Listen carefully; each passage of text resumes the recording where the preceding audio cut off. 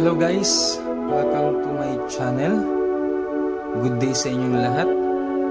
Meron po akong ituturo sa inyo kung paano po magkumpone ng rice cooker. Ngayon, ang rice cooker na ito ay bigla na lang nawala yung ilaw ng worm. Ito po, bigla po yung nawala. Kaya pina-check sa akin kung ano po ang sira. Pero nagamit niya, nakapagluto pa nga po eh. Ngayon, nung na-check ko na yung rice cooker, good naman. So, ang ituturo ko na lang po sa inyo kung bakit po nawala yung ilaw dito. Pero bago po tayo dumating dun sa part na yun, tuturo ko po muna din sa inyo kung ano-ano po ba ang mga parts ng rice cooker. So, babaliktarin ko lang po yung rice cooker para makita ninyo yung ilalim, para maging familiar po kayo. Ayan. Tapos gumamit po kayo ng tester gaya nito, digital or analog. Pwede naman pong analog. Ito po yung analog. Ito rin po yung digital. Pero kung wala pa po kayong tester, i-advise ko na lang po sa inyo na mas maganda digital na pong gamitin ninyo pag hindi po kayo sanay sa analog. Ngayon, kung meron na po kayong digital, i-set nyo lang po itong switch, itong pointer na to, lagay nyo dito sa may buzzer. Ito po yung sign ng buzzer. Itong parang may yung logo po na yan, ito po. Ito po yung buzzer. So, ang gagawin nyo lang, isi-select nyo lang po. Nyari, gaya nito, nasa ohms. Ayan po, oh. Ilalagay nyo lang po sa buzzer. Ayan, select nyo lang. Tapos may makikita po yung ganitong logo. Ayan po. Parang signal. Ayan po, yung parang signal. Yan. Yan po yung buzzer. O, dahil nakaset na po tayo sa buzzer, papakita ko muna sa inyo yung mga parts. So, ito po yung loob. Unang-una, ito po yung thermal fuse. Yan po. O fuse. Yan. Ayaw mo focus ng camera ko. Yan. Yan po yung fuse. Pangalawa, ito po yung thermistor sensor. Ito po yan. Tuturo ko rin po sa inyo kung ano po ba ang gamit nito. Tapos ito naman po yung heater element, itong malapad na plate na to. Tapos ito naman po yung magnetic filament. Ito po yan, oh. Ito po yung magnetic. So, tsaka ito pong micro switch. Yan po. Yung micro switch, ito po yan, oh. Yung pinipindot po dito sa harap. Yan. So, paano ba mag-troubleshoot ng rice cooker? Step by step ko pong ituturo. Pagpalagay po natin na ang rice cooker po ninyo, napansin ninyo na pagsaksak ninyo ay walang ilaw na lumabas dito sa worm. Ang unang-una nyo pong gagawin, kumuha po kayo ng tester, iset po ninyo sa buzzer. Kaya nito nakaset na sa buzzer. Ayan po yung logo. Ayan, yan po yung logo ng buzzer. Tapos ilagay nyo po yung isang prod o test prod. Alinmang kulay po ang gagamitin nyo, pareho lang po yan. Importante, tutunog. Ayan. So, ilagay nyo yung isang test prod dito. Diyan. Tapos, hanapin nyo yung karugtong. Ayan. Hanapin natin yung karugtong. So, hindi po ito yung karugtong yan. So, dito naman tayo sa kabila. Ayan po, narinig nyo tumunog. So, ibig sabihin yung isang terminal dito sa plug, yung po yung karugtong. Ito pong thermistor sensor. Ngayon, nilipat naman natin sa kabila para mahanap lang natin kung saan papunta yung connection nito. So, balik tayo dito sa ilalim. Tusok naman po natin dito sa thermal fuse. Ito po yung karugtong ng thermal fuse. Ayan po. Ayan o, tumunog. So, ibig sabihin, buo po yung rice cooker. Kaya, nagtataka po yung gumamit kung bakit nawala yung ilaw dito. ito, nung isinaksak nung pagkatapos daw pong magluto o mag-warm ng rice cooker, nawala po yung ilaw.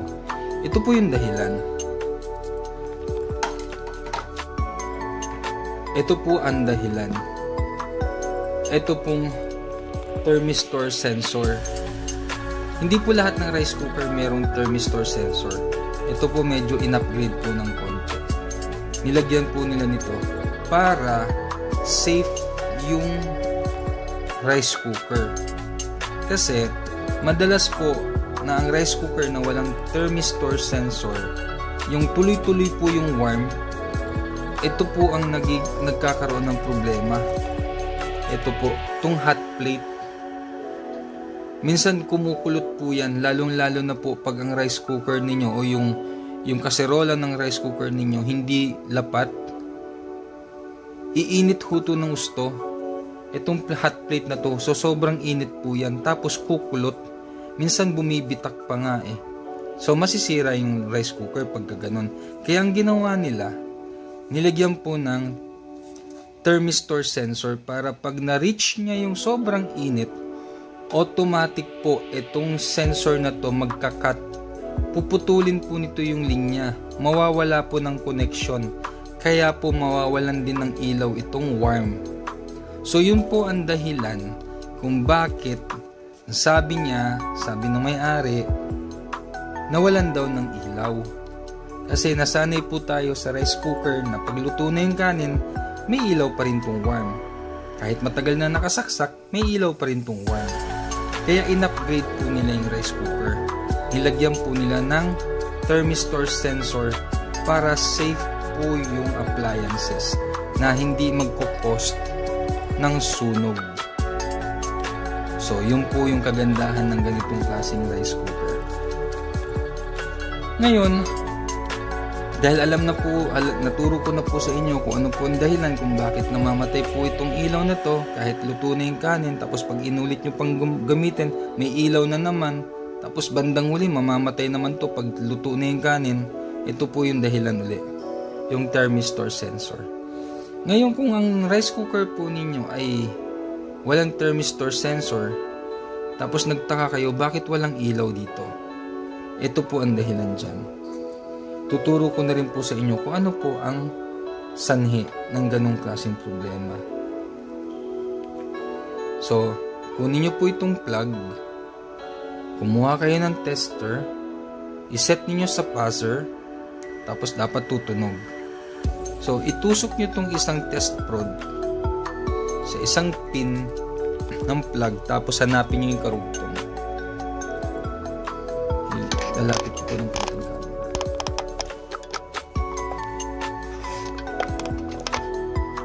So, ayan po. Ayan. Kunyari po, nailagay nyo na to. Nailagay nyo na tong isang test prod dito sa isang sa isang pin ng plug. Hanapin nyo yung karugtong. Dito po. So, ibig sabihin, yan po yung karugtong. So, check na rin natin yung kabila.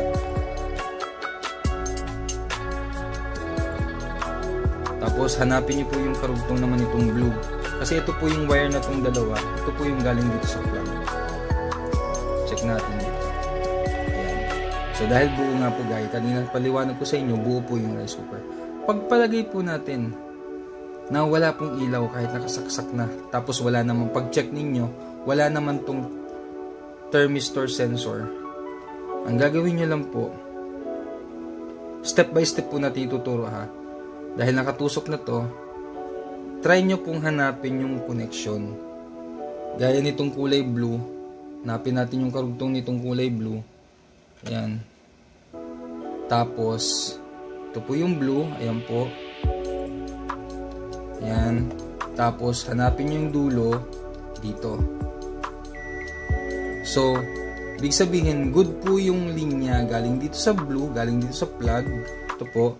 Tapos, dumaan po dito sa blue. Yung blue na to. Tapos, connected sa puti. Tapos, pag-check ninyo dito, okay naman. Dapat pag-check nyo dito, okay pa rin sa kabila. Pag hindi po okay dito, pagdating dito hindi nag-dip, ibig sabihin po sira itong thermistor sensor. Palitan nyo po yan. So yun po yung isang pag-troubleshoot kung paano maghanap ng putol na linya. Ngayon, kung pagpalagay po natin, dito may connection, pagdating dito may connection, pagtapos tatawid po yan dito sa heater element, itong heater element plate, yan, tatakbo po yan dyan, tapos ang karugtong po nyan ay dito sa may micro switch. Ayan po yung micro switch. Pag tinusok nyo po dito, dapat connected. Yan, dapat magbabas. Pero kung hindi po yan tumunog, ibig sabihin ito naman po ang sira. Yung micro switch, papalitan nyo naman po yan. Meron po nabibili yan sa online. So tapos na po tayo dito sa connection ng isang linya, doon sa blue line. Hanapin naman po natin yung kabila, dito sa brown. Itong brown na to, hanapin natin yung connection yan. So ililipat natin to dito sa kabila. Pagkatapos yan, tapos hanapin natin yung problema, kung buo naman po yung blue line.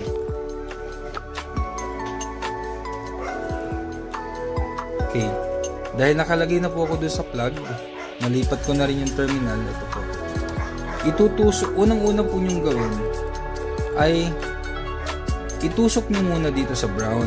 Huwag muna tayong tatawid dito sa fuse. Bakit? Kasi check muna natin kung yung cord ay may problema. Kasi dito sa kabila sa blue, connected eh. Galing sa blue, dumiretso sa white, tapos dito sa dulo nagtumunog, ibig sabihin buo. Dito naman sa brown, ang gawin nyo munang umpisa, itusok nyo dito sa brown. Yung wire ng brown, tusukin ninyo dyan. Check nyo muna, hindi pa dumadaan to ng fuse guys ha. Ito yung fuse pero connected dito. Tusok nyo dito, butasan nyo to, tapos pag tusok ninyo, dapat tutunog.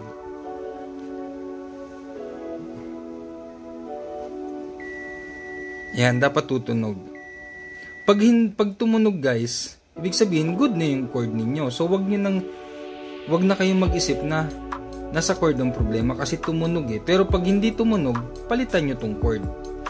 Ngayon, dahil tumunog galing dito sa outlet o dito sa plug, tapos tinusok nyo dito sa brown na wire at tumunog naman, try nyong i-check naman yung connection galing dito sa, wag nyo na po itong tanggalin, idiretso na po nyo dito sa fuse. Ito po yung fuse. Tapit ko pang konti.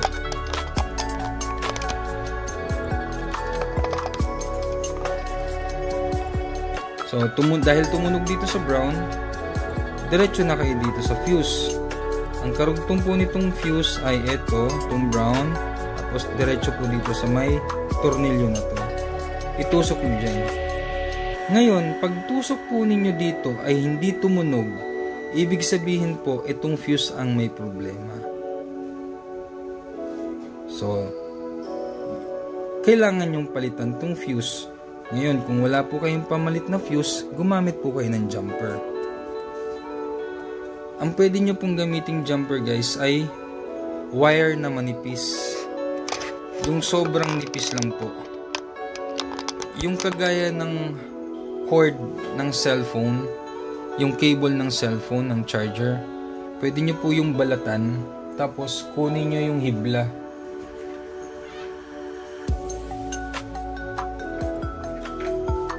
Gaya po nito guys Ako kasi may ginagamit akong jumper wire. Ito po yung jumper wire. Kukuha lang po kayo ng hibla. Tapos, pag nakuha nyo na po yung isang hibla ng wire, ito, kukuha ko ng bukas. Sarado pa to.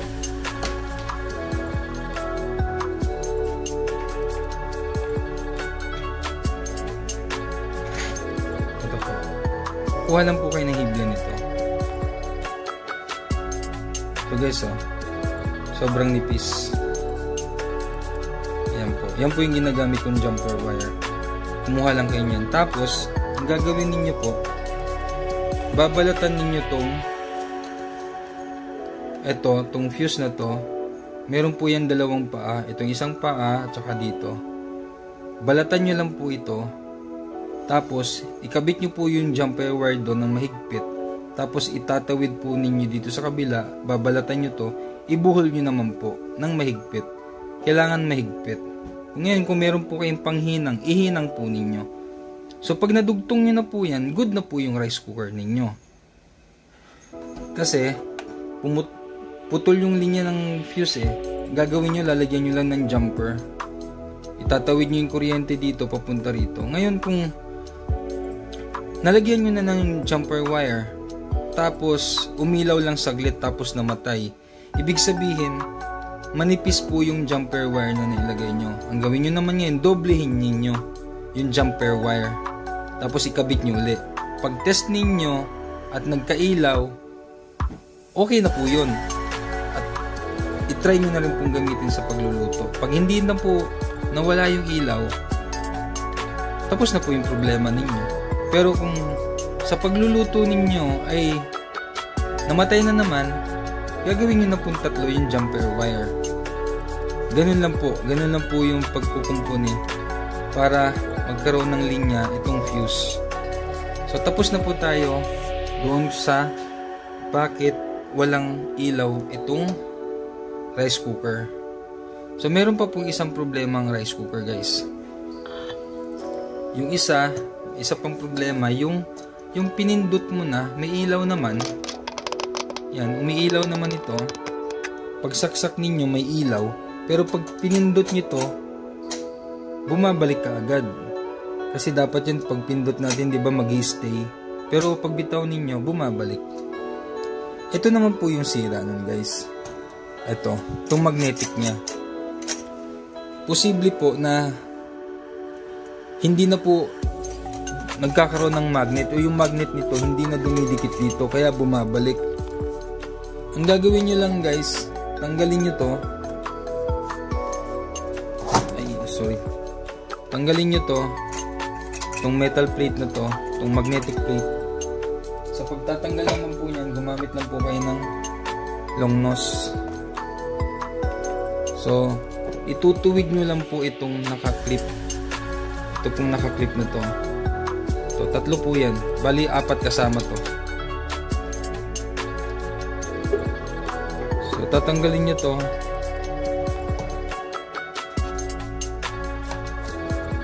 Sa pag-check naman ito, guys, tuturo ko na rin.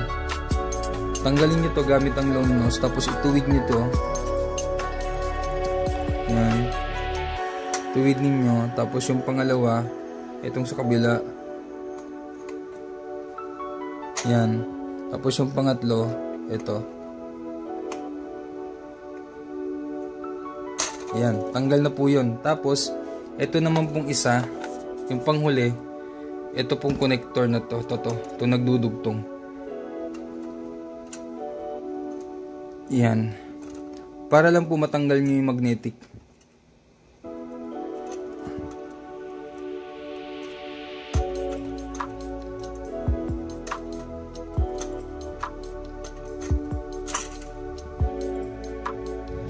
So guys, try na natin bunutin. Ayan. So dito ko mapapaliwanag sa inyo kung sakali na ang rice cooker ninyo, pag pinindot ninyo, bumabalik. Ito po yung dahilan nun. Kailangan po sa pag-press nyo nito, didikit. Ayan, ano po, no? Dumikit na. Ngayon, pag hindi dumikit, pag pinindot po ninyo, ganyan, at hindi dumikit, ibig sabihin po, ito na po ang sira. Itong magnetic na to. Ayan po. Pipindutin ko, ha. Yan. Dapat didikit. So, pag pinindot po nyo yung switch at bumabalik yung switch, hindi na pumupunta sa hook, ito po yung dahilan nun. Sira na po itong magnetic na to. Kasi dapat ito, pag pinindot nyo yung switch, lulubog ito at didikit. Pag hindi dumikit, guys, palitan nyo na to. Ngayon, kung dumikit naman, sa pagtanggal ninyo, dumikit. Pero pag ibinalik ninyo, hindi pa rin nadikit. Ito naman pong isang solusyon para magawa yung problema.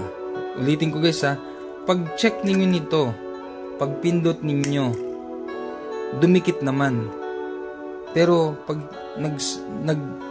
nag-press kayo dito, hindi, pag-press nyo dito ay bumabalik ka agad. Pero nung tinanggal nyo to, dumidikit naman. Ito naman po ang gagawin ninyo.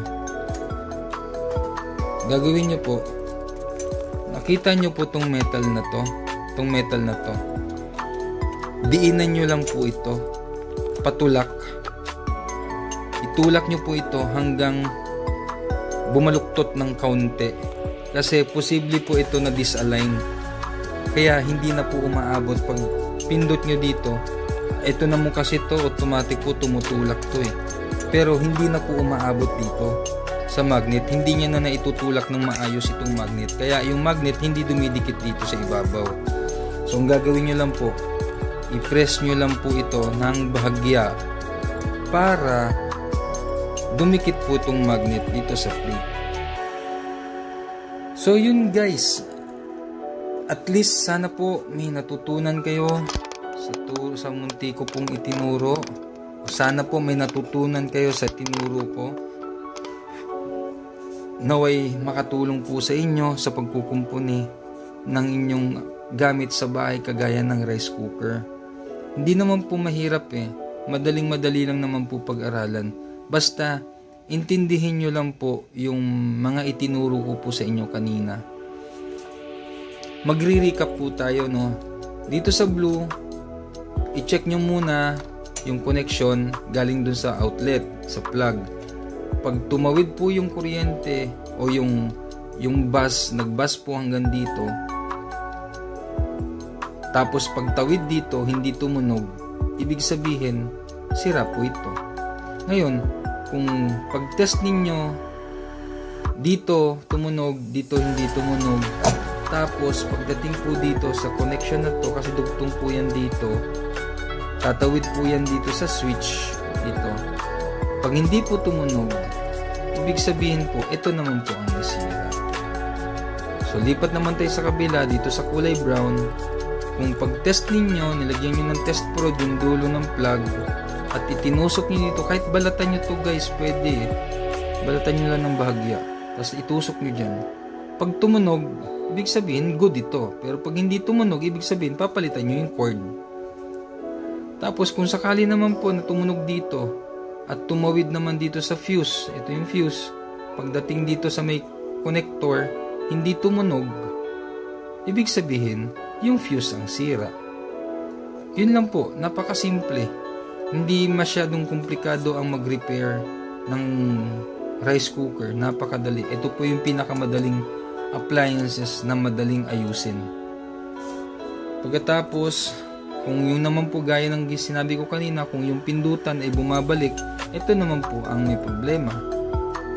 Pag nakaangat to at tinulak yung ganyan, tapos biglang bumalik, pag tinulak yung ganyan at biglang bumalik, ibig sabihin sira po ito. Nabibili po ito online, mura lang. Pero kung sakali naman po na pag-press ninyo nito ay hindi bumalik gaya nito, ibig sabihin buo po ito. Ang gagawin nyo lang po, i-adjust nyo lang po itong metal na to. I-adjust nyo patulak. Mag-bend lang po ng kaunti yan. Tapos ibalik nyo tong magnet. Itong magnet na to, ibalik ninyo. Tapos itry ninyong pindutin tong switch. Pag hindi na bumalik, good na yon. Pero pag bumalik naman, itry nyo pong i-bend pa po ng konti hanggang sa dumikit. Hanggang sa dumikit po ito. So pag nag-stay na po ito, pag press niyo tapos ito naman ay hindi na bumalik, good na po yun. So yun lang guys.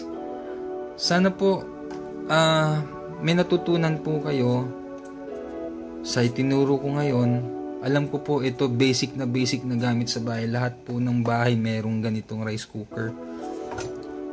Kung makabisado na gusto tong sa paggagawa ng rice cooker, pwede nyo pagkakitaan. Kunyari po, kapitbahay ninyo, sira rice cooker. Yun, magagawa nyo na po yun. masisingil nyo na rin po kahit pa paano. Isang oras na gawaan, di na masama kung bigyan kayo ng 150 o 200. Di ba po? Pwede nyo pang pagkakitaan. At least meron po kayo natutunan. So yun lang guys. Maraming salamat po sa inyo. Kung nagustuhan nyo po yung video, please paki-subscribe po. Huwag nyo po kalimutan mag-subscribe para kahit paano po tuloy-tuloy naman po din yung paggagawa ko ng mga panibagong videos. After nyo pong i-subscribe, paki-like, tapos paki-share na rin po. Tapos huwag nyo pong kalimutan din i-hit yung notification bell para kung sakaling meron man po akong panibagong upload na video, magpa-pop up po kaagad sa inyo yan sa mga cellphones ninyo at sa mga computers po ninyo. Makikita nyo po yung panibago kong upload. So yun guys, maraming salamat po. Pagpalain po tayo lagi ng may kapal. Sana po marami pa po akong matutulungan kagaya ninyo na mga bago o newbie sa pagkukumpuni ng appliances. Maraming salamat po.